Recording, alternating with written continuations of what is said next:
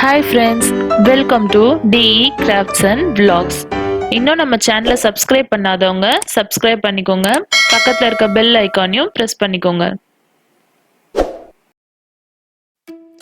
எல்லாருக்கும் வணக்கம். இன்னைக்கு நம்ம எலக்ட்ரிக் ஸ்கூட்டர் அன்பாக்சிங் வீடியோ பார்க்க போறோம். வாங்க வீடியோக்குள்ள போலாம்.